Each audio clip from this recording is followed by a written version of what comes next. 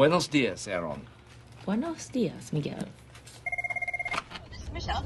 Hi, Michelle. This is I, Peterson from Gary Hunter's marketing course. How are you doing? I'm good. How are you? Good. I'm calling you today to hopefully make your life a little bit easier. Are you still in the real estate business? I am. So how many years have you been an agent now? I'm over 18 years in the business. That's great. Do you see your business growing exponentially soon? Oh my gosh, I hope so. As soon as this quarantine is over. Wonderful. Will you be covered with paper supply when that happens? So in this scenario, I'm calling a potential buyer and beginning by asking questions about her. I asked her questions leading up to my intent to selling her paper. I'm trying to understand background information about my buyer to hopefully start building trust in the first stage of the spin model. My seller asked me a decent amount of situation questions to understand me as a buyer. If the seller asks too many questions, I will hang up because it is irritating, boring, and not worth my Buyers time. are going to have to explain these types of answers to a lot of different sellers. So having the perfect quality and quantity of questions is really going to be a key to success. Also, do research on your buyer beforehand. I knew that Michelle was a real estate agent before my sales call from brochures around town, so this is really going to help me be prepared and ask the right questions. So this is a preliminary stage of the spin cycle. And in this stage, you just open up the sales call, you break the ice with the client. It doesn't need to be overthought, it just runs like a casual conversation. And then I quickly moved to the investigating stage where I was trying to figure out information efficiently, but also casually with my client. Jump over the camera. Jump over the camera. Problem questions are when the seller is trying to get the buyer to realize problems with their current supplier. Once the seller finds these problems, they're able to acknowledge how they will provide solutions. Good questions using spin selling would look like this. Hi, how satisfied are you with your paper supplier? I'm pretty satisfied. Okay. Where are you looking to switch?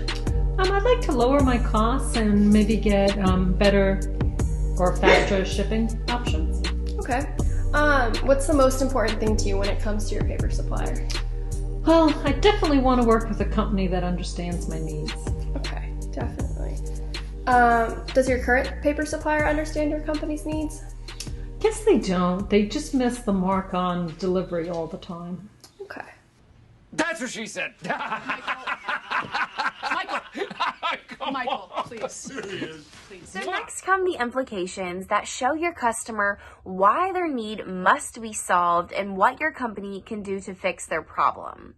The purpose of implications are to develop a sense of urgency as to why the need must be dealt with, and they also outline the consequences of neglecting that problem.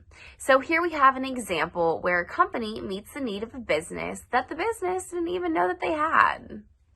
So earlier you mentioned that you had an unreliable paper delivery service company. And my question to you is if you've noticed any unnecessary tension in your workplace due to having an inconsistent business partner. Oh, absolutely. When the manager's stressed, all of our employees are stressed. You know, I could definitely see that. I have been there, done that, and it's kind of funny that our company is known for our reliability. Do you think the pressure in your workplace could be eased by switching to a more reliable company? Yeah, being able to count on somebody makes all of the difference. Yeah, lifted pressure always creates a more relaxed environment. Do you think that sales and productivity would rise in your workplace environment with this new stress-free atmosphere?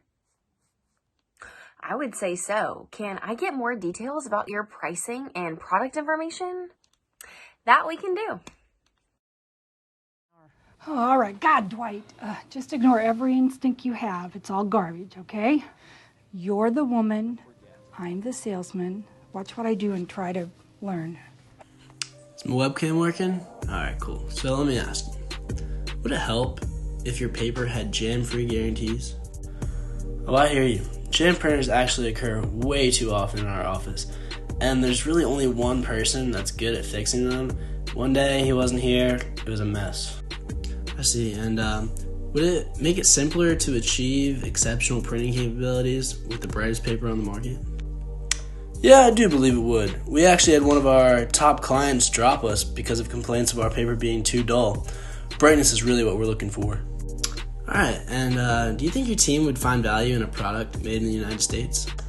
I think they would. We have a team of very proud Americans. You should see them on election days. And let me ask you, do you think solving constant printer jams would significantly impact your company's efficiency? Yeah, like I said before, we get way too many jams here, and solving that, I think, would really boost our speed. And is it important to your team members to see the top quality of this paper in order to commit their level of work to be top quality? That's an interesting question, but yeah, you're probably right.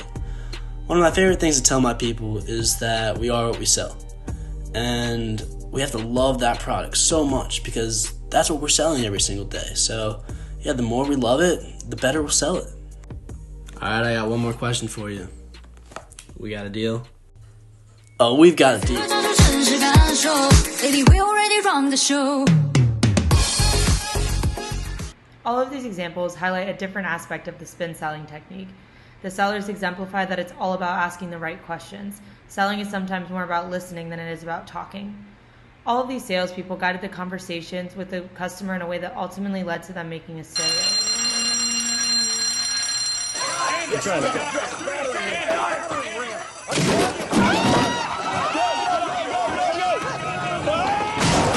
What's the procedure? Stay calm! Wait. Everybody calm down!